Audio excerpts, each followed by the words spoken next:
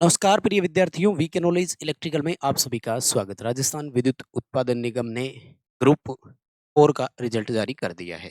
राजस्थान विद्युत विभाग की पांचों कंपनियों में, पांचों तो नहीं सॉरी, 4 ही कंपनियों में थी, 3 वितरण और 1 उत्पादन। तो विद्युत विभाग में जो टेक्नीशियन के वैकेंसी थी उसका रिजल्ट आ गया, लेकिन अभी जो रिजल्ट आया है वो रिजल्ट ग्रुप 4 का ही आया है। और ग्रुप 4 में जो रिजल्ट आया है वो किसका है? वेल्डर और फिटर वालों के लिए।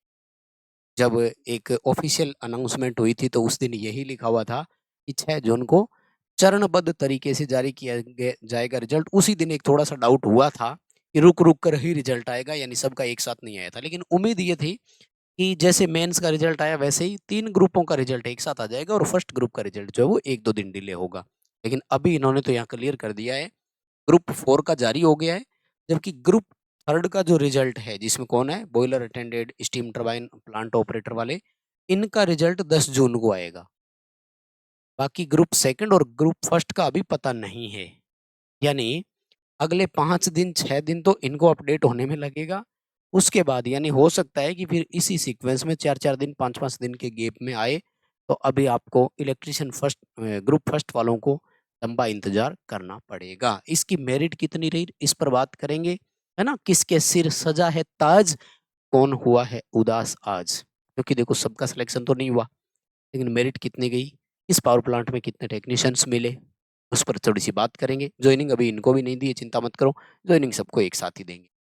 हो सकता है इनकी जॉइनिंग का लेटर बाद में आ जाए, अलग बात है। अभी ये दिखा रहा है वैकेंसीज़ कितनी थी, फाइनल रिजल्ट का लिंक देखना है तो यहाँ से देख लीजिए। यानी अब स्कोर शो होने लग गया, बात ये है कुल। और जो सिलेक्टेड कैंडिडेट है उनकी लिस्ट यहाँ से आप लोग देख सकते हैं। अभी इतना ही अपडेट है। और ये सारा मैंने टेलीग्राम पर डाल दिया है, तो टेलीग्राम पर जाकर आप लोग ले लीजिए। ये वाली लिस्ट पड़ी है टेलीग्राम पर, लिंक डिस्क्रिप्शन में। वीके नॉलेज इलेक्ट्रिकल चैनल को सब्सक्राइब करके रखो यार, सारे अपडेट आपको देते हैं। न जाने आपको वीडियो को लाइक करने में क्या प्रॉब्लम होती है, चैनल सब्सक्राइब रखने में क्या प्रॉब्लम होती है, मुझे नहीं पता।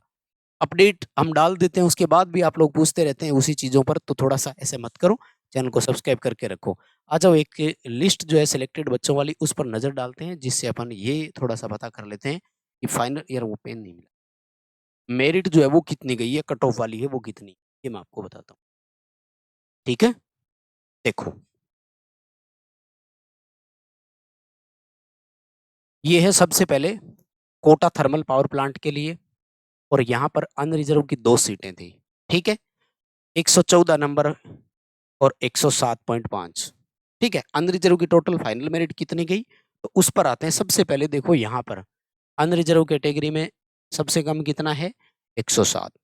उसके बाद में Suratgarh thermal power station, unreserve category की 7 सीटें थी, और यहाँ पर जो मेल कैंडिडेट है वो 98.5 है।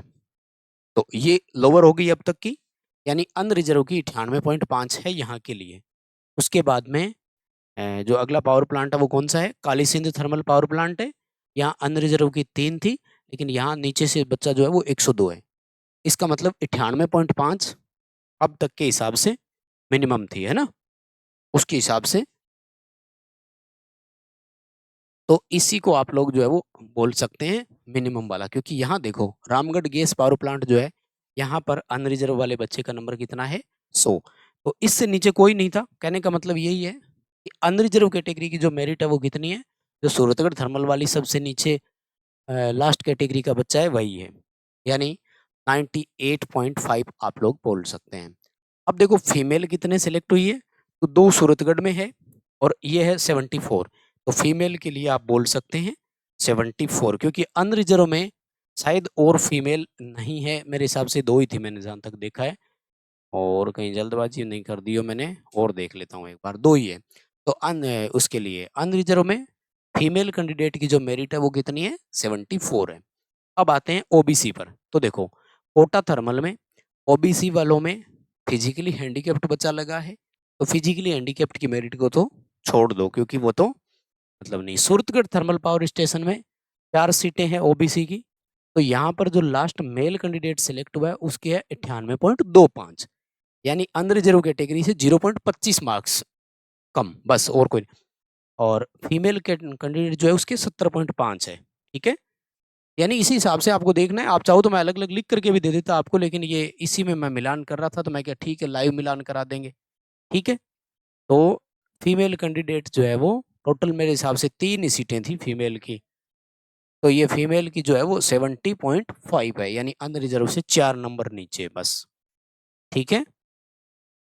और उसके बाद में बाकी और जैसे एससी कैटेगरी में देखें तो कोटा थर्मल में 103 नंबर वाले बच्चे का सिलेक्शन हुआ, जबकि सूरतगढ़ में एससी की 3 सीटें हैं 88.50, ठीक है? और उसके बाद में काली सिंध में एससी की सीट नहीं थी, रामगढ़ में एससी का है तो ये 99.75 वाला है, तो यही लास्ट आपकी मानी जाएगी, ठीक है ना?